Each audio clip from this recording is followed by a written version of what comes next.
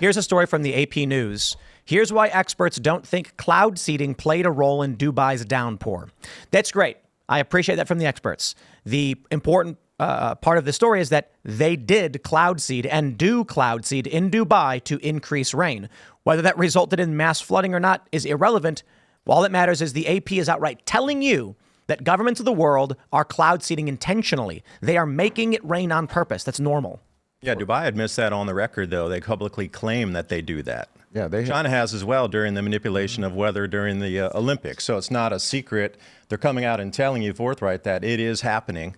Oh, I want to even go back to 1861. There was that colonel they called the Rainmaker who went out Yes. and he literally bombed the atmosphere and said I could create and he had a patent for it, right?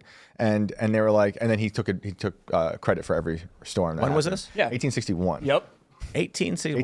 What is this story? They called him the Rainmaker. I think there's an article maybe in the Intelligencer about him. You notice even Dubai, though, is still using the old tech. Like you're talking about that is really old tech, but have you seen the planes that they're using now to do it? It's the exact same tech. They haven't changed. I mean, it's like maybe a little more sophisticated, but they're still relying on this idea of seeding nuclei to get water to fall.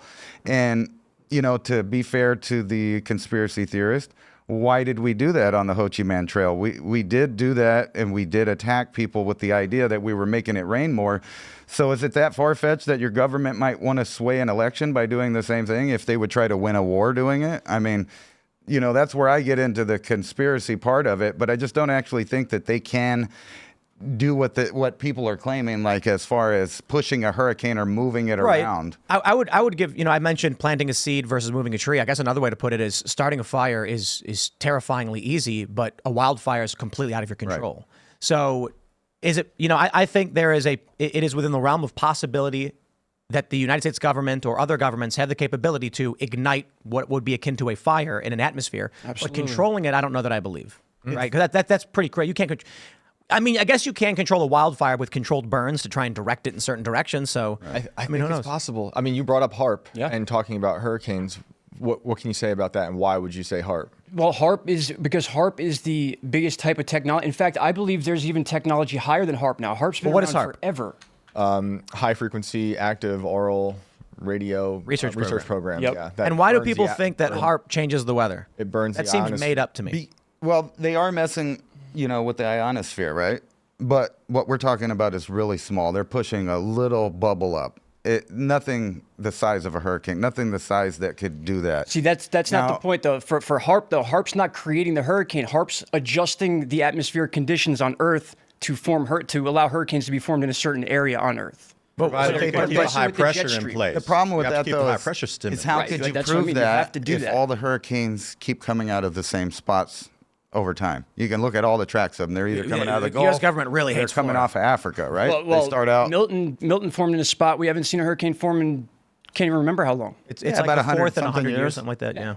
And that's the other thing. People keep saying something's rare, and you're looking at an environmental scale of the Earth that's so big. Right. We're talking about a fraction. So when we're saying it hasn't happened in 100 years, that's really nothing on a climate cycle at all. True.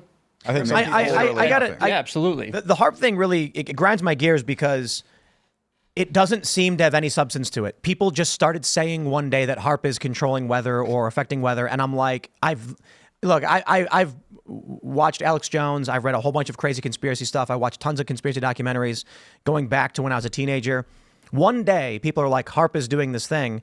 And as much as I've read the craziest, I can tell you all about the Denver airport and the sub-basements and the lizard people and the horse, the blue demon horse that killed the guy who made it.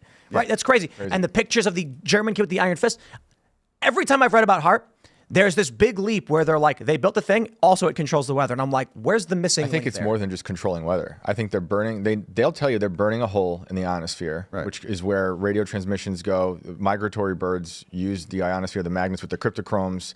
It's affecting something. I think it doesn't just stay in the hole. I think there's a ripple effect, honestly. And other people would say that by doing this, you ever heard of cymatics?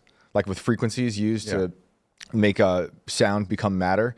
I think there's something to Tim's point. The leap, that's for me, is where I'm thinking of, if you can control something through frequencies like cymatics does with shapes in matter or sound into matter, that's a reason it could potentially be controlling weather. Thanks for watching this clip from the Culture War podcast. We're live every Friday, 10 a.m. to noon, so subscribe and come hang out.